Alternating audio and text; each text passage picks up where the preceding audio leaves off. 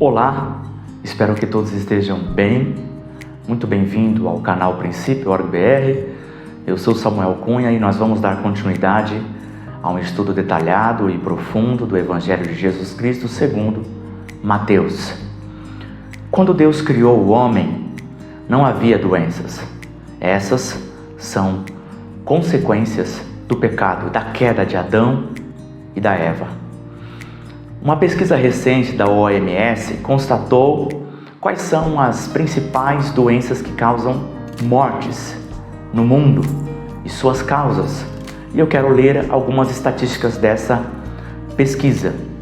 Diz assim: doenças não transmissíveis matam 41 milhões de pessoas a cada ano. 41 milhões. O equivalente a 74% de todas as mortes no mundo. Então, essas doenças, 74% de todas as mortes no mundo, doenças não transmissíveis. De todas as mortes por DNT, que é a abreviação de doenças não transmissíveis, 77% ocorre em países de baixa e média renda. Então, anote aí, pobreza, incentiva isso. As doenças cardiovasculares, que é do coração, são responsáveis pela maioria das mortes por DCNT, ou seja, quase 18 milhões de pessoas anualmente morrem de doenças cardiovasculares do coração, como por exemplo, um infarto. Seguidas por câncer, 9,3 milhões, seguidas por doenças respiratórias crônicas, 4,1 milhões, e diabetes, 2 milhões. Outra informação importante, esses quatro grupos de doenças são responsáveis por mais de 80% de todas as mortes prematuras por DCNT. E agora vamos analisar, a pesquisa também analisa o que proporciona, qual é a causa disso, qual é o facilitador dessas doenças. O uso de tabaco, a inatividade física, o uso nocivo do álcool, dietas pouco saudáveis e a poluição do ar aumentam o risco de morrer de uma DNT. Eu quero deixar aqui o link com a fonte dessa pesquisa da OMS e também pegar essa ocorrência, esse fato atual e comparar com os ensinamentos de Jesus. Jesus diria que a pobreza ela é um produto da avareza.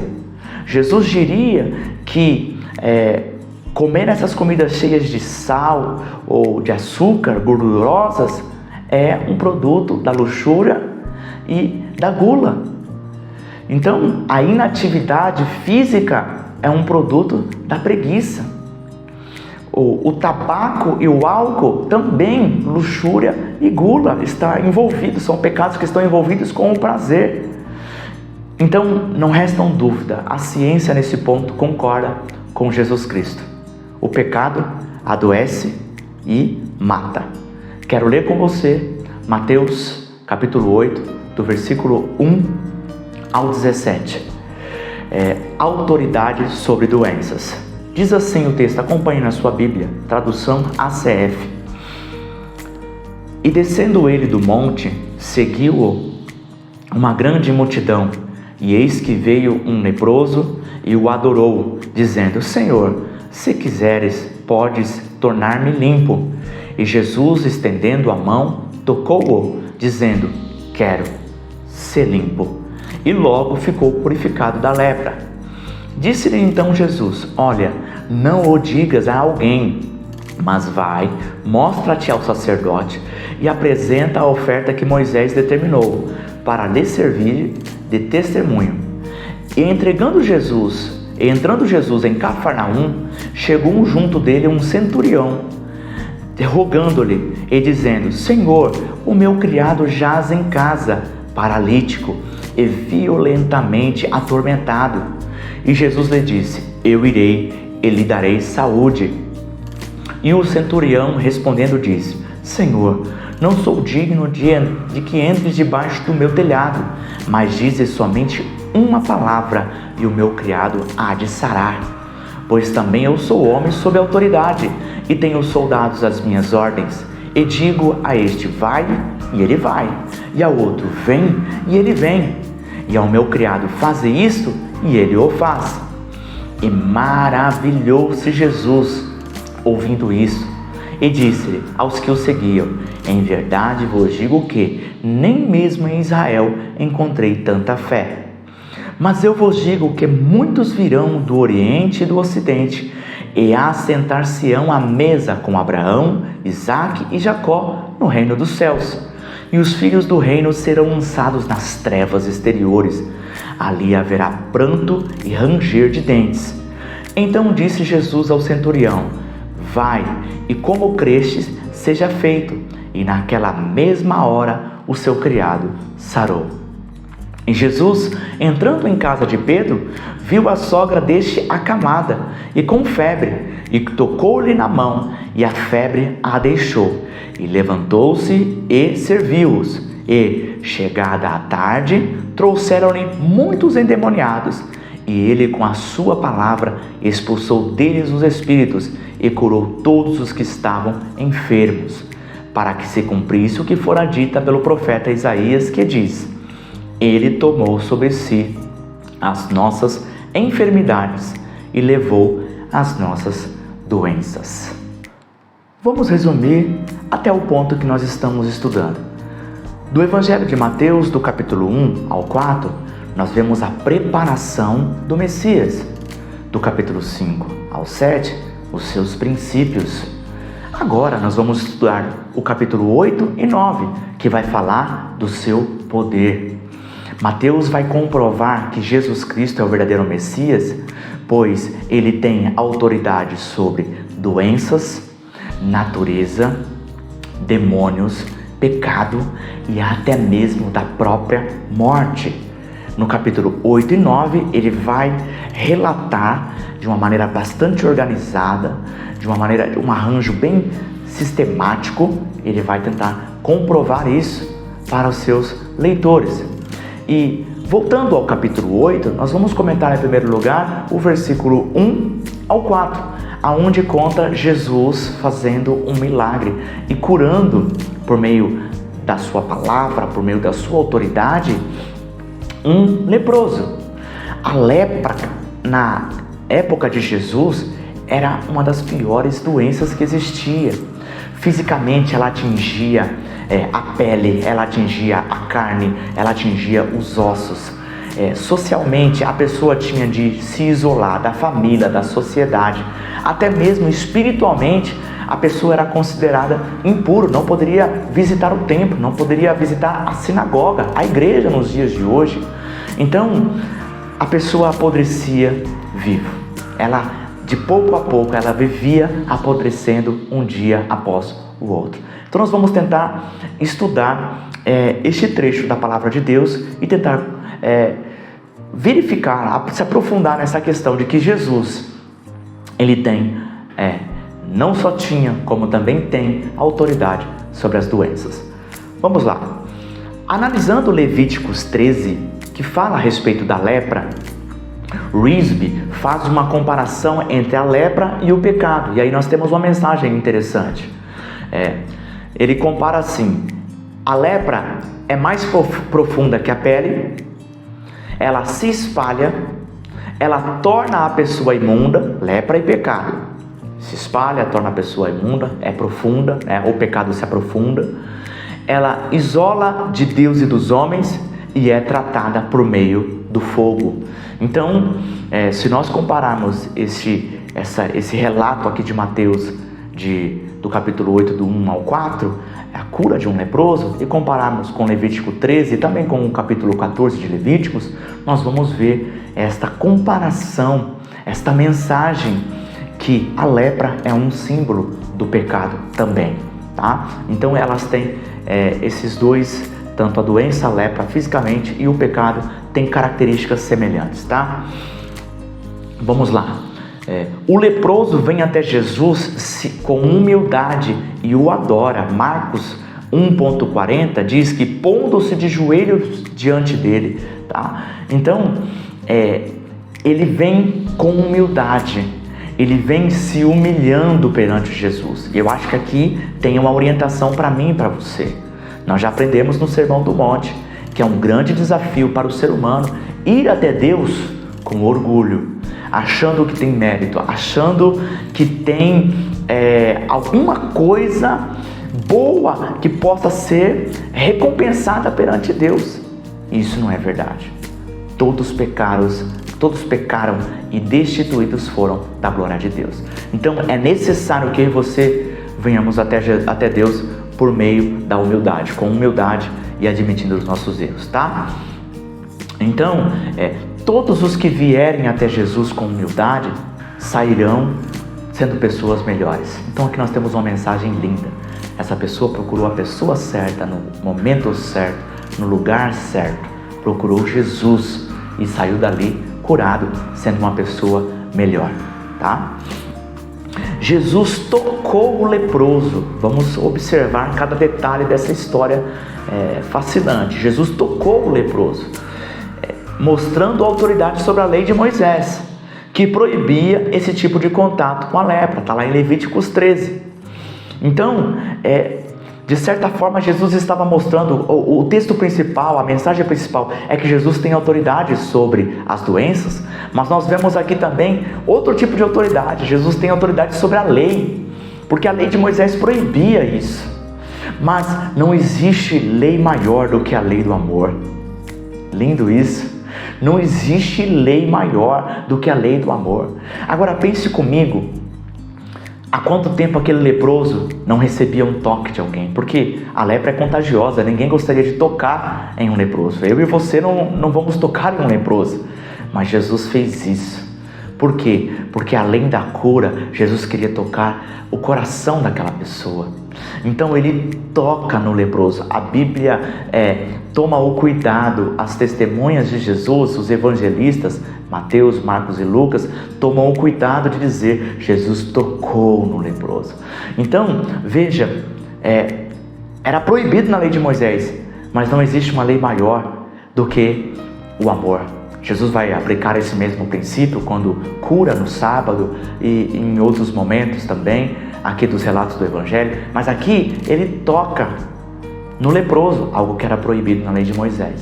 Por quê? Porque não há lei maior do que a lei do amor. E além disso, nós vemos aqui a compaixão, a piedade, a preocupação de Jesus que vai além, que conhece as pessoas de uma maneira profunda. Então ele toca ele. E eu e você podemos imaginar há quanto tempo ele não recebia um toque, há quanto tempo ele não recebia um carinho, há quanto tempo ele não recebia um abraço. E Jesus se preocupou com esse ponto e tocou naquele leproso. Muito bem, Jesus mostrou autoridade sobre a doença ao declarar: "Se limpo", ou seja, seja limpo.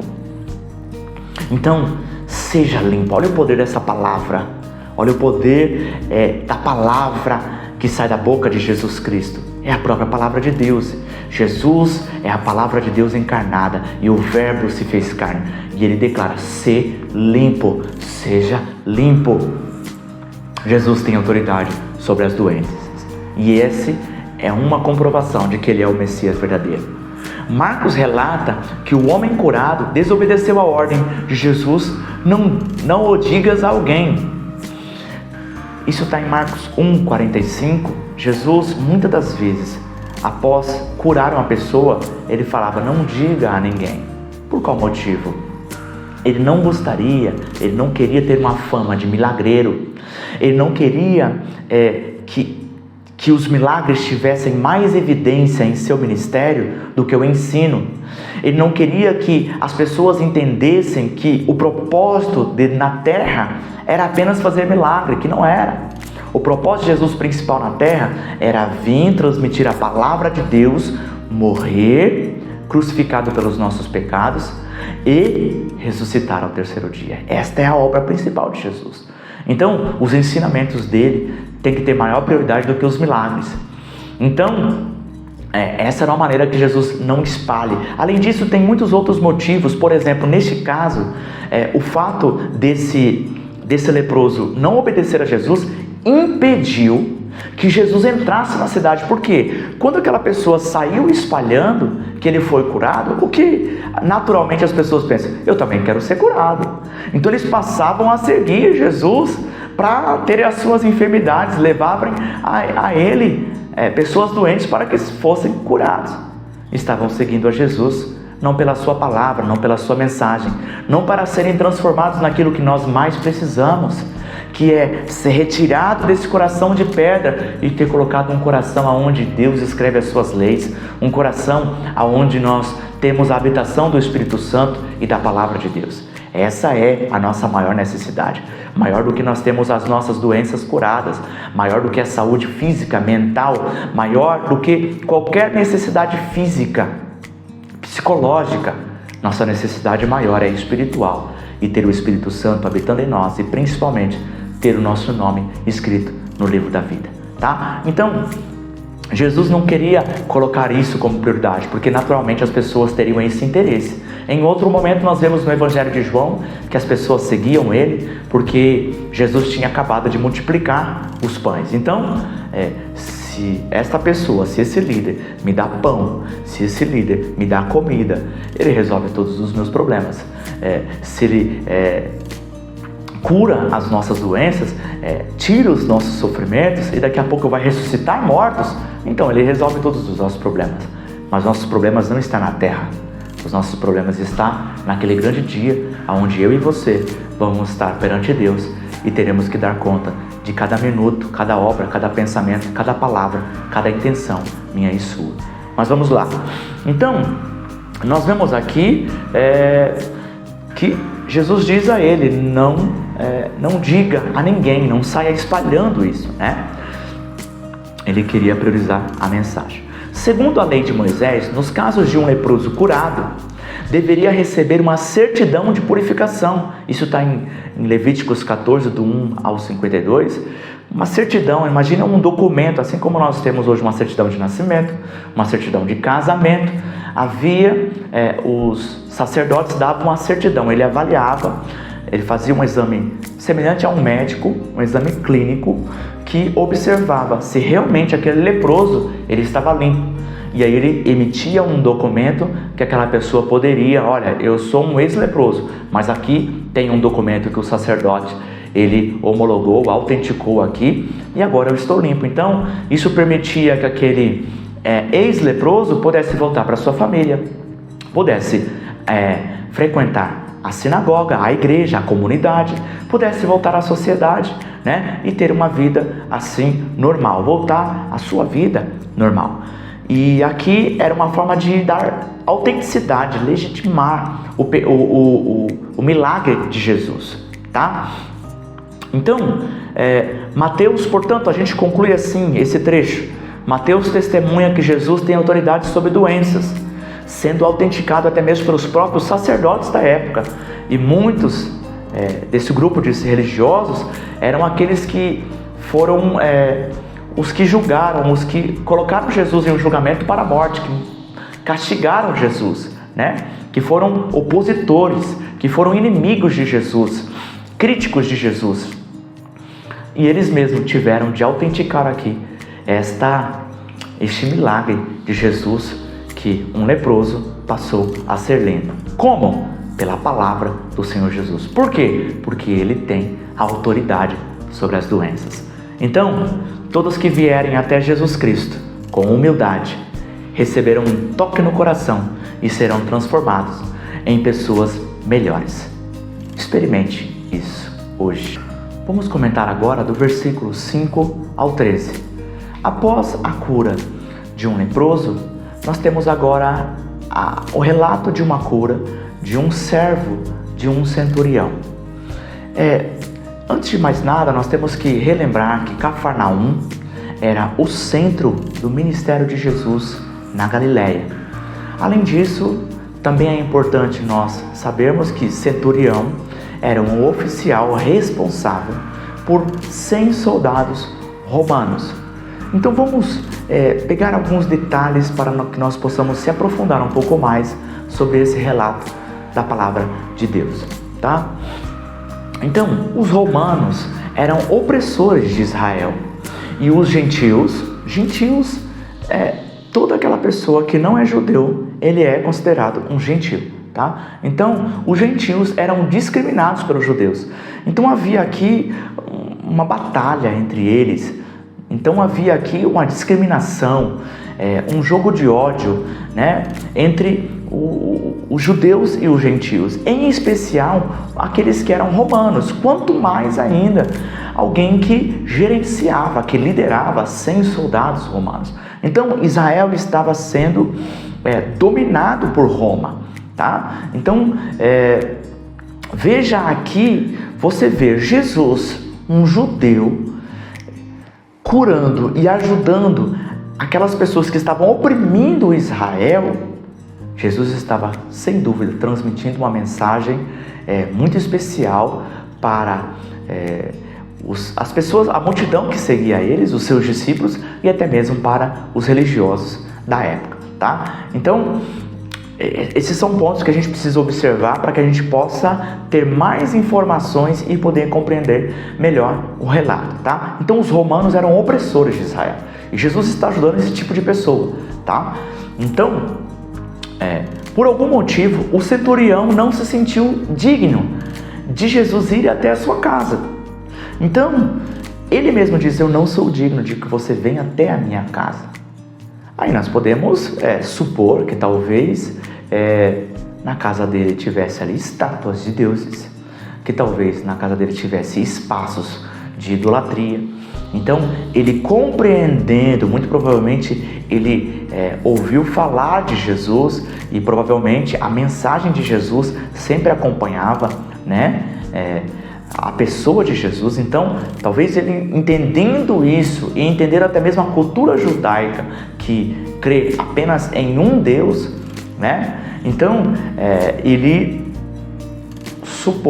nós estamos supondo isso, que ele fala: eu não sou digno de que você venha até a minha casa, tá? Então, isso é apenas uma suposição, tá? Talvez ali fosse um ambiente com idolatria ou qualquer outro motivo. Fato é que novamente nós vemos aqui uma atitude humilde de que eu não sou digno de que você venha até mim. Este é o cenário ideal para que Deus se aproxime de nós, tá? Muito bem. O centurião, que era gentil, fez uma leitura surpreendente da autoridade da palavra de Jesus, que poderia curar à distância.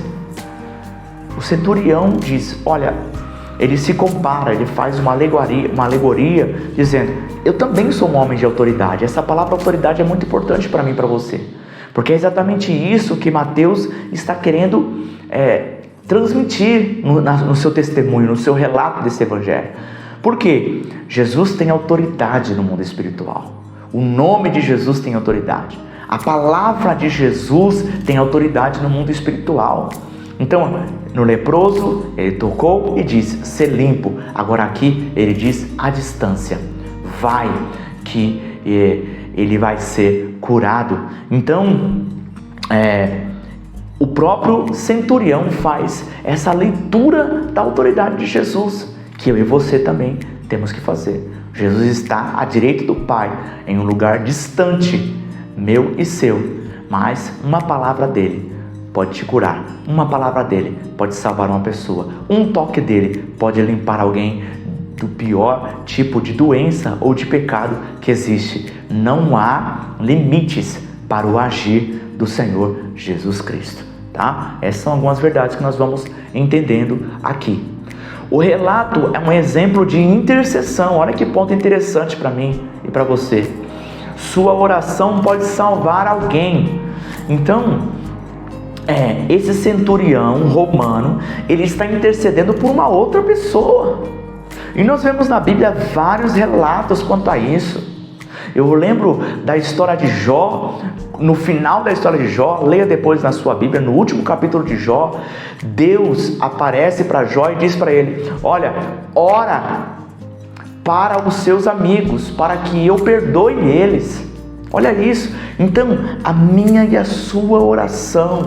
Eu lembro de outro relato também, que a oração de Moisés pelo povo hebreu, ou Abraão intercedendo por Sodoma e Gomorra. Deus chega ao ponto de falar: se tiver 10 pessoas boas ali, eu não destruo aquela cidade. Olha o poder que tem a oração com uma intercessão, quando você ora por outra pessoa. Então, às vezes a gente cai no erro pensando assim: poxa, mas a outra pessoa tem que querer. Muitas das vezes a pessoa está presa. Muitas das vezes a pessoa está num estado em que Satanás está colocando ela como cativa.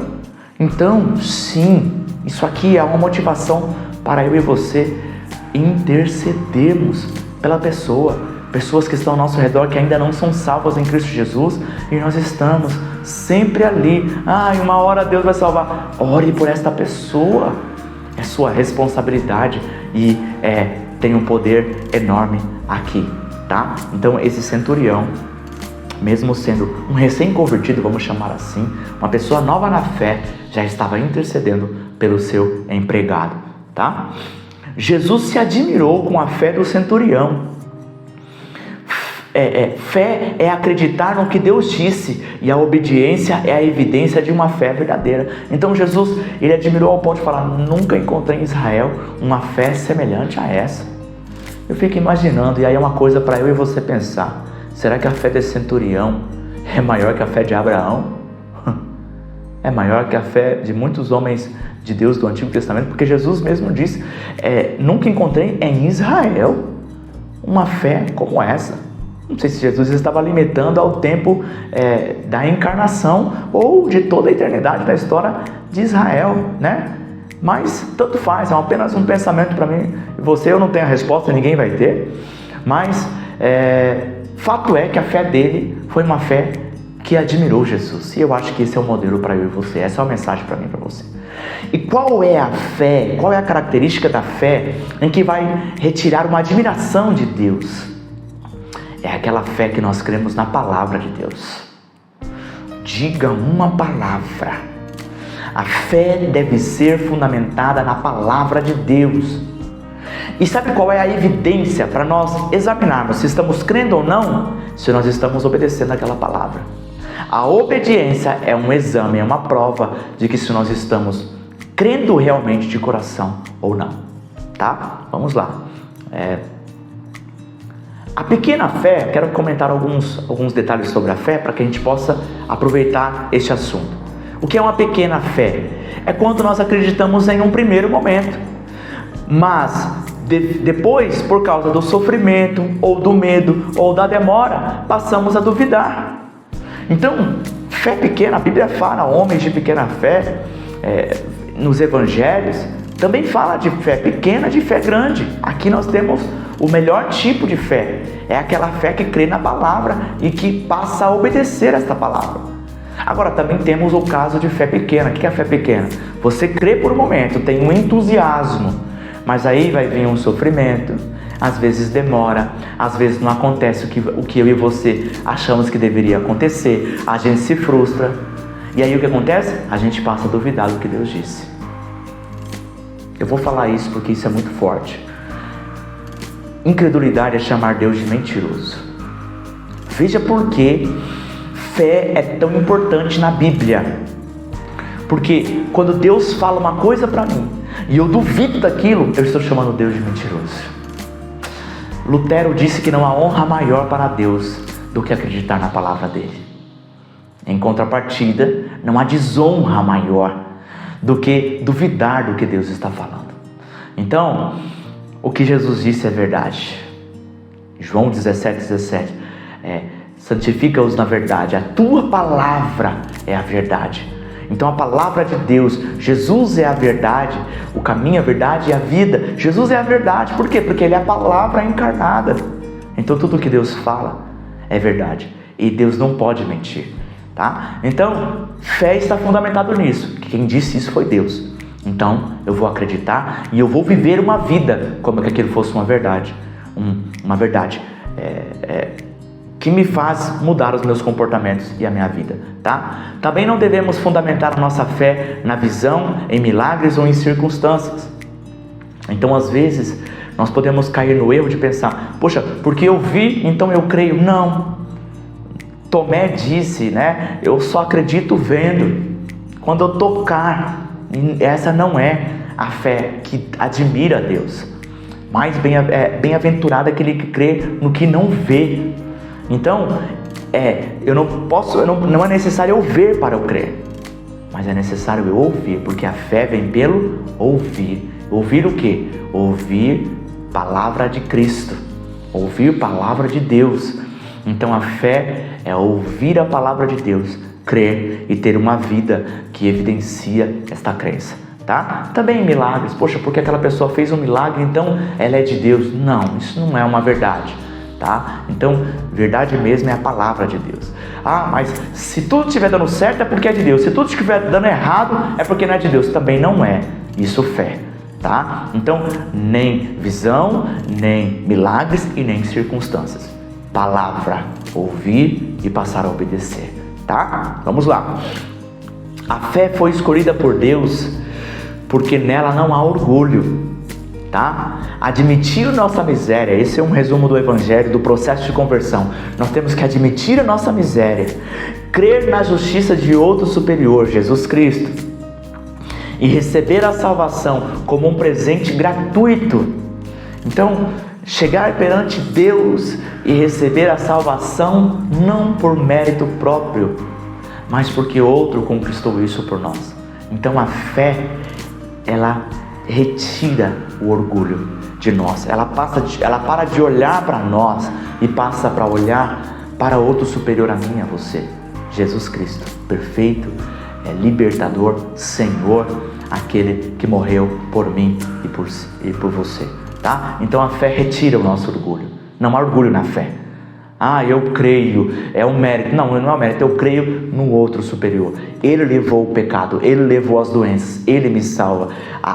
O motivo da minha salvação não é as minhas obras, é a obra dEle, é a perfeição dEle, é o sangue dEle, é a libertação dEle, é a palavra dEle, é o Espírito que Ele roga ao Pai para enviar para nós. Então, o motivo da nossa salvação não é o mérito nosso, é o mérito de Cristo, tá? Então a fé retira o nosso orgulho.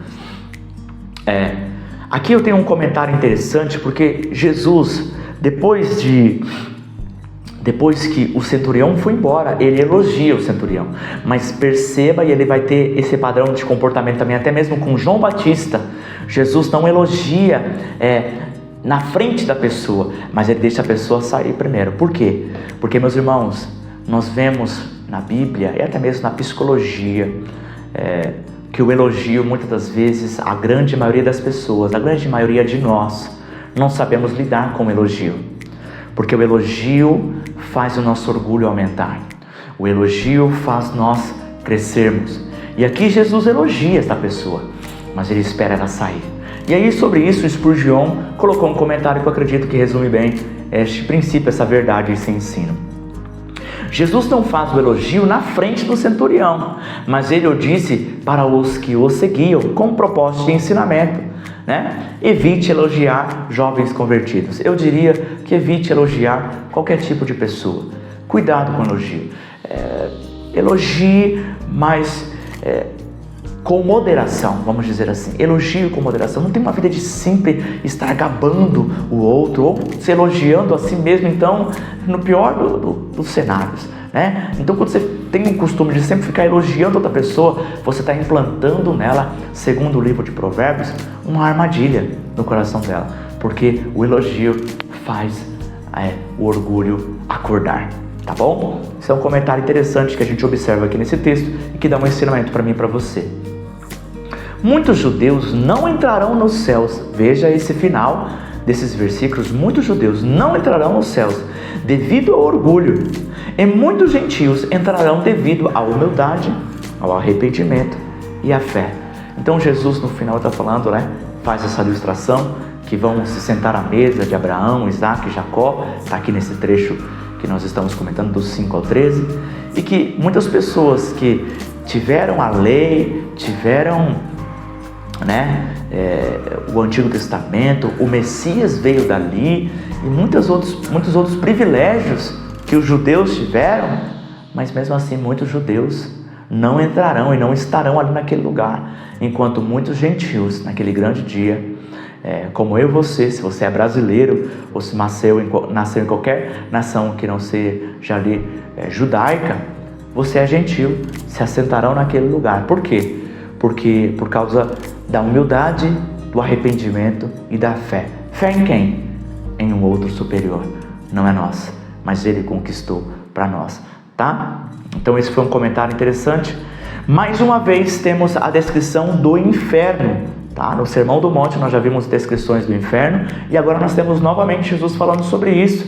Ele diz a respeito do inferno: trevas exteriores, e ali haverá pranto e ranger de dentes. Então, você vê uma descrição do inferno e Jesus pregou sobre o inferno muitas vezes. Nós vamos falar muito sobre isso e essa é uma verdade.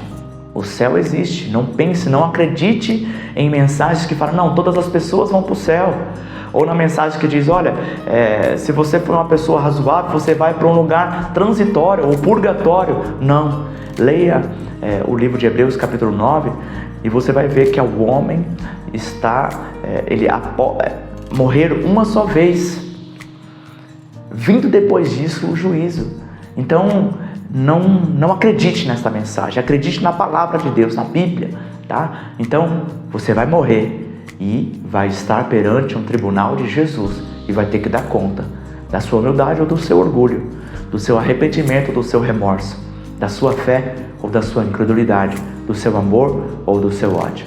Então nós precisamos orar todos os dias, buscar a Deus para não apenas ter essa fé, mas também ter uma vida de acordo com essa fé.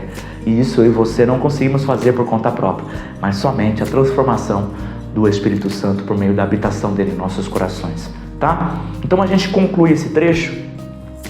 Esse é mais um testemunho de que Jesus tem autoridade sobre doenças. Sua palavra move o mundo espiritual, aniquilando distâncias.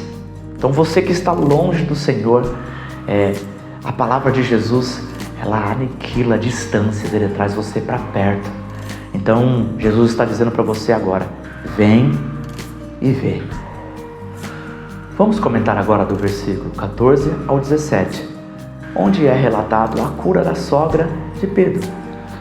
Muito provavelmente, Pedro era uma pessoa hospitaleira, pois em sua casa também moravam André, seu irmão, e sua sogra. No relato correspondente em Lucas, que por sinal era médico, ele diz que a sogra de Pedro estava enferma com muita febre. E quando nós combinamos os relatos dos 3 evangelhos que contam essa história, nós vamos ver que Jesus ele se inclinou e ele tocou na mão da sogra de Pedro. Vamos ver mais alguns detalhes dessa história interessante. Lucas ainda destaca que Jesus repreendeu a febre. Ele é o único que coloca esse detalhe, ou seja, Jesus repreendeu a febre. Ele não falou para a sogra, ele não pediu ao pai, mas ele repreendeu a própria febre. Então veja que no caso do leproso ele disse ser limpo, que afirmação forte, né? E também no outro vai e vai ser curado, vai acontecer conforme a sua fé. Todas são declarações da palavra dele, tá? Então veja que o poder de Jesus está na sua palavra, na sua determinação, tá? Por isso que a fé é tão importante quanto a isso. Quando Jesus fala e nós cremos nisso, aí nós passamos a conquistar e admitir essa autoridade pessoalmente para mim e para você também, pelo poder dele, tá? Então esse é um ponto para mim muito importante. Ou seja, usou a palavra sobre a doença. Em outra ocasião, inclusive, deixei esse comentário aqui, Jesus ensinou, em verdade vos digo que se tiverdes fé e não duvidardes, não só fareis o que foi feito à figueira, mas até se a este monte disserdes, erga-te e precipita-te no mar, assim será feito. Então observe, Mateus 21, observe a expressão, porque Jesus tinha acabado de falar para a própria figueira, nesse trecho de Mateus 21, nunca mais nasça fruto de ti, né? E no dia seguinte, aquela figueira estava extremamente seca. Agora, Jesus disse, da mesma forma com que eu disse para a figueira, se vocês tiverem fé e não duvidarem em seu coração, vocês podem dizer não apenas a uma figueira, mas é para algo até maior, para um monte. Erga-te e se precipite no mar. Então, é evidente que eu e você não vamos passar falando isso em toda a nossa vida, mas Jesus estava se referindo a quando nós ouvimos a palavra, porque nós vamos ter fé no quê? Fé na palavra. Então, primeiro nós ouvimos o Espírito Santo falar em nosso coração, e quando nós ouvimos e passamos a acreditar, o Espírito Santo nos motiva, e nós sim usamos essa autoridade no nome de Jesus e determinamos para as doenças, para os demônios, para os problemas, para o sofrimento, que eles vão embora e deixam a minha vida ou daquelas pessoas que nós estamos ministrando ou intercedendo, tá? Então, esse é o caminho. Vamos falar um pouquinho mais sobre isso, nesse ponto, ó. Na prática, primeiro o Espírito Santo fala no coração, e se tivermos fé em sua palavra, porque a palavra do Espírito Santo é palavra de Deus, a palavra de Jesus é palavra de Deus, porque a Trindade, o Pai, o Filho e o Espírito Santo são um, né? Então, e não duvidarmos, então declaramos a palavra de Deus diretamente ao problema, e o mundo espiritual se move na execução. Então aqui está um princípio, um conselho, uma verdade fundamental para a minha vida e para a sua vida. Pastor, então o que significa que qualquer problema que eu tiver, eu vou sair declarando? Não é isso que eu estou ensinando. Eu estou ensinando para você ter sensibilidade a ouvir o Espírito Santo, e quando ele declarar, ele te dará essa autonomia no seu coração, aí você adquire aquela autoridade e determina e usa, porque o Espírito Santo não vai falar por você, ele não vai vir e declarar por você, você que vai ter que determinar. Esse passo é seu. Então ele fala no seu coração, você crê naquela palavra e declara ela no mundo espiritual diretamente ao problema, seja doença, seja enfermidade, seja um sofrimento, seja um demônio. Você determina isso e o mundo espiritual se move. Na prática seria isso, tá? Nós vamos aprender muito a respeito disso também em todo o Evangelho de Jesus segundo Mateus. As testemunhas relatam que a febre obedeceu a palavra de Jesus.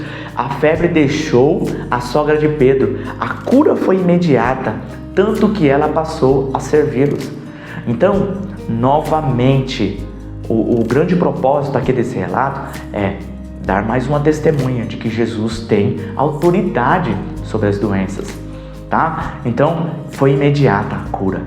E a prova disso é que ela passou a servir Jesus e os seus discípulos. Talvez foi ali, esquentou uma comida, fez uma bebida, alguma coisa, serviu eles, né? Então, imediatamente ela passou a servir. Quem sabe aqui nós temos uma figura, uma ilustração de como acontece no processo de conversão. Quando nós somos curados do pecado, nós passamos a servir o outro. Talvez aqui nós temos essa mensagem linda, que é o processo de conversão que acontece comigo e com você, tá? A palavra de Jesus, nós vemos também em outros relatos aqui, continuando, né? Depois dos versículos sobre a cura da sogra de Pedro, nós temos um relato que resume o restante do dia de Jesus. A palavra de Jesus também expulsou muitos demônios naquele dia ainda e curou todos os doentes que eram trazidos até ele. Então, não apenas na doença, nós vamos ver mais adiante ainda com uma história com mais detalhe, mais profunda, Jesus tendo autoridade sobre demônios, sobre expulsando endemoniados por meio da sua palavra, tá? A autoridade vem por meio da declaração da palavra. Então, nós concluímos que mais um testemunho de que Jesus tem autoridade sobre doenças. Esta é uma prova de que, segundo as Escrituras, e aqui Mateus cita Isaías, segundo as Escrituras, Jesus é o Messias verdadeiro. Jesus veio para aniquilar todas as consequências do pecado e do cativeiro de Satanás.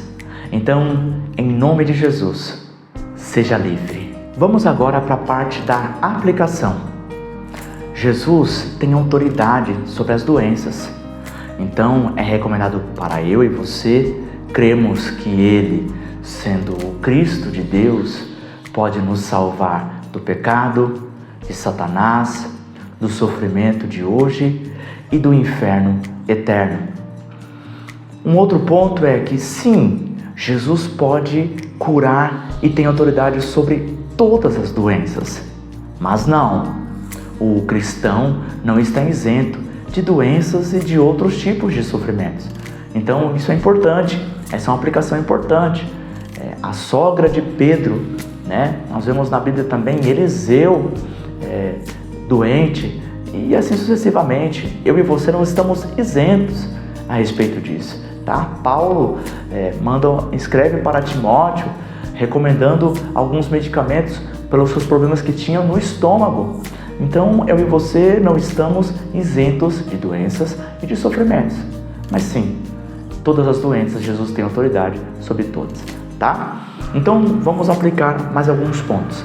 A oração mais eficaz é aquela que ouvimos de Deus, quero, ou outra palavra, eu irei, né? Nos 2 primeiros textos nós ouvimos isso. No do leproso ele disse, quero ser limpo, e quando o centurião pede ajuda para Jesus, ele diz, eu irei até ele e darei para ele saúde, lhe darei saúde, então eu irei. A melhor oração nossa é quando a gente vai até Deus e nós temos esse tipo de resposta, eu quero fazer isso, o que você acabou de orar, eu quero fazer. Então aí está tudo acabado, porque está concluído, né? Então nós concluímos a nossa meta, porque vamos alcançar, porque quando Deus diz eu quero, quando é vontade dele, e isso combina com a minha e com a sua oração, com a minha e com a sua fé, então, meus irmãos, é uma química perfeita, a oração, a fé com a vontade de Deus, quando ele diz eu quero,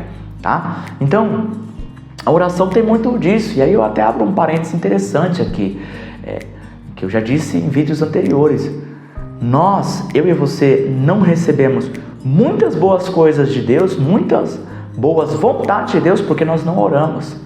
Então a oração é uma autorização para Deus realizar a vontade dele na minha e na sua vida. Então ora, tem uma vida frequente de oração, crie o hábito de orar todos os dias, de preferência, dê os primeiros minutos para Deus do seu dia em oração, conta para Ele o plano da sua vida, o plano do seu dia, o plano da sua semana, as suas ansiedades, as suas tristezas, aquilo que deu certo, aquilo que deu errado, apresente perante Ele, tá? Dê a Ele os primeiros dias, é bom para você. Deus não precisa da minha e da sua oração, mas é bom para mim e para você, tá? A Bíblia e a oração vai revelar a vontade de Deus. Então a química perfeita é quando a nossa oração ela ora a vontade de Deus, tá? Se você ver a oração do Pai Nosso, você vai ver lá, venha o teu reino, seja feita a tua vontade. Poxa, mas só a vontade de Deus? Ora por tudo.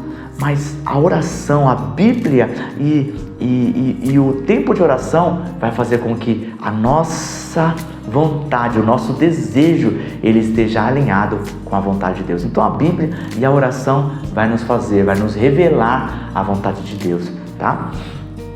Nos faz alinhar isso. Ore por qualquer doença. Esteja sensível, ore por qualquer doença, primeiro. Segundo, esteja sensível à voz do Espírito Santo. E quando ouvir a palavra de Deus por meio da voz do Espírito Santo, creia e repreenda o problema diretamente, falando diretamente a Ele. Então ore por todas as doenças suas, dos seus filhos, do seu cônjuge, do seu amigo, do seu colega, do seu parente, do seu familiar. Ore por todas as doenças, detalhando. E quando você ouvir o Espírito Santo falando, olha, determine a respeito disso, aí você pega aquela palavra que ouviu e dá vida a ela e declara a ela no mundo físico que isso vai acontecer no mundo espiritual. Quando a palavra que o Espírito Santo te diz sair da sua boca, ela será palavra de Deus. Então creia nessa voz, creia na Bíblia, creia na palavra de Jesus, creia na palavra do Espírito Santo e dê vida a ela para que o mundo espiritual comece a executar essa palavra, tá? Diga diretamente, como Jesus disse, diga diretamente ao monte, ou a figueira, ou ao seu problema. Isso são símbolos, ilustrações da minha dificuldade. Pode ser uma doença, alguém que está preso nas drogas, alguém que está com o coração duro, que não consegue ouvir o Evangelho, tem resistência em ouvir a palavra de Deus, em obedecer, pessoas que estão com o empecilho de atrapalhando o desenvolvimento da Igreja de Cristo, as missões. Vá fazendo isso, declarando a palavra, para que o Espírito Santo vai se movendo e o reino espiritual se movendo, tá? Vamos lá. O orgulho diz, eu sou, eu mereço. O orgulho diz isso, tá? O orgulho sempre vai falar isso. Eu sou, eu mereço alguma coisa. Mas o arrependimento vai dizer, porque o arrependimento inverte, né? Mudança de mente. Eu não sou, eu não mereço. Então não tente, nós vemos aqui nesses relatos, não tente ir até Jesus por mérito. Entendeu? Não tente ir até Jesus pensando que você é, ou que você merece alguma coisa. Mas vá até Jesus por meio da sua miséria, por meio da nossa miséria. Por quê? Porque a palavra de Deus diz que nós somos pecadores. Ele sim é santo, santo, santo. E eu e você, pecadores, pecadores, pecadores. Então nós temos que ir até Jesus admitindo e reconhecendo essa nossa posição de humildade, de arrependimento e de fé, tá? Então é importante isso. Tanto o leproso foi até Jesus, se prostrou perante ele, e o centurião também se humilhou ali, tá? Perante Jesus. 2 gestos de humildade que aqui nos dá uma direção importante. Agora, falando sobre intercessão, sua oração pode curar ou libertar alguém. Mas, mais do que isso, também pode salvar esta pessoa do inferno de fogo eterno. Então, de modo prático, não pare de interceder. Você, mãe, que tem o seu filho, talvez 3 ou 5 filhos aí, 2, 1, que esse filho não se converte ao Evangelho, não pare de interceder por ele. Isso é a melhor coisa que você pode fazer pelo seu filho. Se ele é criança, ensine ele com a palavra de Deus, ensine ele com limites e com amor. Esses seriam os 3 pilares da educação: com a palavra de Deus, com limites e com amor, tá? Presente. Então a Bíblia diz: inculcai a palavra de Deus na mente da criança. Então criai os seus filhos, Efésios 6, criai os seus filhos na disciplina e admoestação do Senhor. É minha e é sua responsabilidade, pai e mãe, ensinar a palavra, os princípios da palavra para os nossos filhos, tá? Então, se é criança, mas se já é um homem de 18, 25, 30 anos, e aí é rebelde, talvez está no mundo das drogas, talvez está no mundo da prostituição, o que você faz? Tenha uma vida de oração que você pode fazer por ele, e é algo potente, é algo que a Bíblia motiva eu e você a fazermos. Tenha uma vida de intercessão por essa pessoa. Talvez um parente, os seus pais, ou seu cônjuge, ou um colega do trabalho, ou seu melhor amigo, um colega da escola. Interceda por essa pessoa todos os dias. É algo incrível que você pode fazer por ela.